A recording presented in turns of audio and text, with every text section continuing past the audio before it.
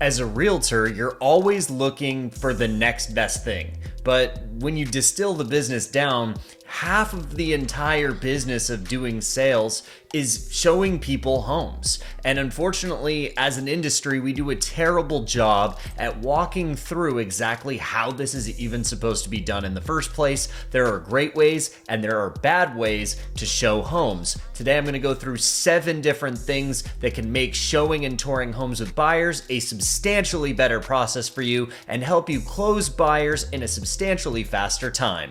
Number 1 is learning the areas that you're going to focus on. If you're working with buyers in the suburbs, you should know the HOAs, you should know the schools, you should know where the local shops are, what are the best restaurants, where would people go to get their groceries. All of those specifics should be in your mind. You should know all of the different neighborhoods and all of the different pros and cons to those neighborhoods. Is there a substantially different benefit for going to this one versus the other? And knowing those differences can make the difference between people wanting to work with you and you feeling like you're not the actual professional that they're looking for.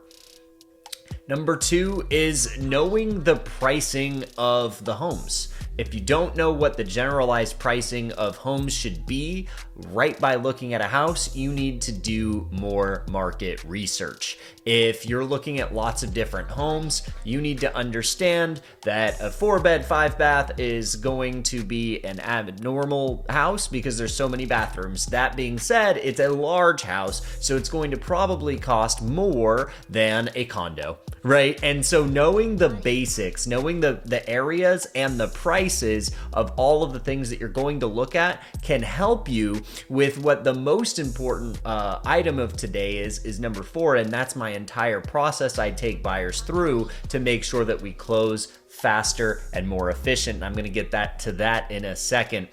So now that you know the areas, you know the neighborhoods, you know the prices of the houses and what they should all be, you should know the floor plans that are normal, the builders that built the homes, the types of developers that were actually in the area building the communities before the builders built the homes. So you have the entire history, because sometimes buyers want to buy on the history of a product, the reputation of a builder, the reputation of a community builder. All of those can be very important factors in a buyer's journey.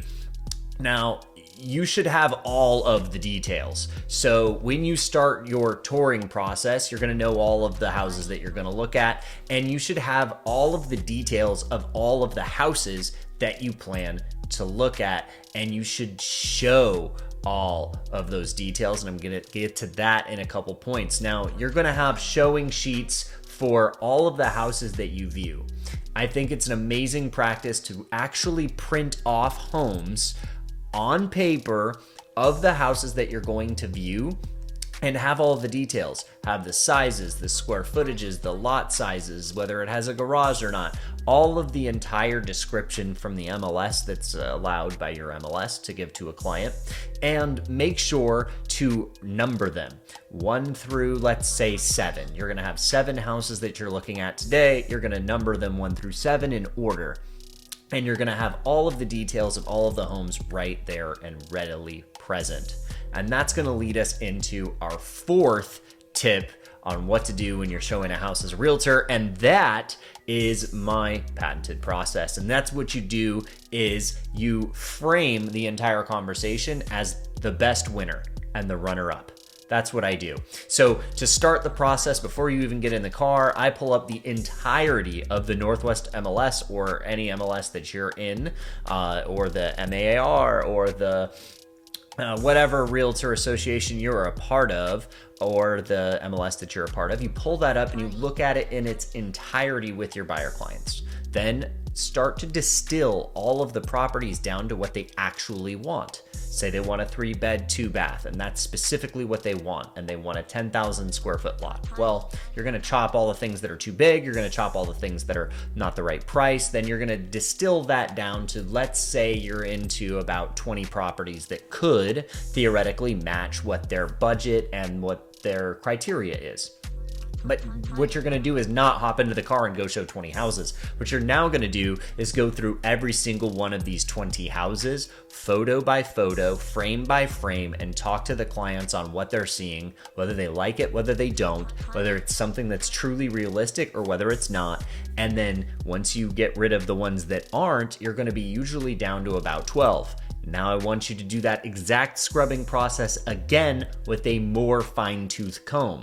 If it's not truly something you would consider, let's get rid of it. Let's get rid of it. Let's get rid of it. And then bam, you're down to about 7. That's my lucky number when I go showing properties. Ideally, if I can get 7, that's what I'm looking for. Now, I also want to place my favorite property for them. Usually I have an idea of what they're looking for and what some people would call the cream puff property. I have my favorite one that I think that they're going to be interested in. I always try to line that up as the second showing. And here's what I do. We get it down to 7, and now I'm going to plan it. Usually a lot of realtors, they'll just take a map guidance and click go, and it'll tell you the most advantageous route for a fast tour. My goal isn't a fast tour. My goal is a tour that ends in the writing of an offer. And so what I do is I make sure that house number 1, it's average, doesn't matter. House number 2 is the one I think that they're going to want to actually buy, and then all the ones after that. And here's the process I actually take them through. I go to the first house. We look at it and we're finished. I ask them if they like it or not, whatever. We move on. Go to the second house. Then this is where the framework changes. I ask at the end of the showing, which house did you like better, this one or the first one? And they're going to say the second one because I framed it that way. Now they go to the third house and they're going to say, which house do you like better, this one or the second one? They're going to say the second one. And ideally, they say the second one every single showing after the second one, meaning they had to say that the second one's the best 5 times in a row to then get to the end of the tour. And I want to make sure that you're pointing out the actual details in all of these houses. If you see a crack, if you see some really nice updates or finishes, you point out the fact that there's Carrara marble, point out the fact that you see that it has 2 AC units, point out all of the details that aren't necessarily readily available on those listing sheets that really help add to the experience of you actually touring them through these properties. I don't want you just opening a door and saying, run through the house, come to me at the end. I want you to open the door and guide them through a tour that makes sense. Go to the prime areas at the proper points of the tour. If you want to look and learn more about how to tour people through houses properly, check out my open house videos, and you should be touring people through houses that you're working with buyers the exact same way. Now, when you bring the essentials and you are pointing out those details and you're looking through all of those properties and they've said that they like the same one multiple times, I then make sure that you're caravanning out through the day, and oftentimes you're spending a few different hours, and it's very helpful to actually bring essentials, bringing water, some snacks, sometimes having random small snacks, even for small children, is helpful depending on if you know that they're going to have children with them. Anything you can do to make the process feel a little easier for them, bring it along. It's going to make everything a lot easier. Now, at the end of this, we've had them say, we like house number 2 multiple times. What I'm going to do now is implement my go back trick. Now, what I do at this point is I say, look, clearly you like house number 2. Maybe we should go back. And if they say, no, we don't need to go back, we know we love it, great. Let's draw out the paperwork. Let's see what a good offer would look like, and let's start up the paperwork. If they say, yes, we would love to go look at it again, great. Then I set it up for as soon as possible. Maybe we go to get something to eat and then go. But the point is we go there as soon as possible. Again, we tour it with a fine-tooth comb, and then at the end with the full intention of saying, look, clearly you like this home. Let's move forward. If they don't like the home, this is where it's valuable to have a runner up. So throughout the process, you're saying, hey, number 2 is your favorite. What one was your second, right? And they'll say, well, I really liked house number 4 as well. Okay, great. Now, if you have to go back to house number 2 and they're not ready to write an offer right on the spot, then they go back to house number 2 and they just don't like it for whatever reason. That's when I implement the go back circle around, and I say, well, maybe it makes sense to go back to our runner-up house, and maybe that house was a better fit after all. And they say, okay, and then we move over to that house, and almost every single time they will buy one of these 2 houses. And it's not that I'm forcing them to buy these houses or tricking them into buying these houses, but what I'm doing is I'm walking them into the decision that they were going to make already. I'm just helping them make it with the proper amount of information. It's not time that makes these decisions, it's information. So when you're out on tours, people should be able to give you the answer of whether they want to write an offer on a property then.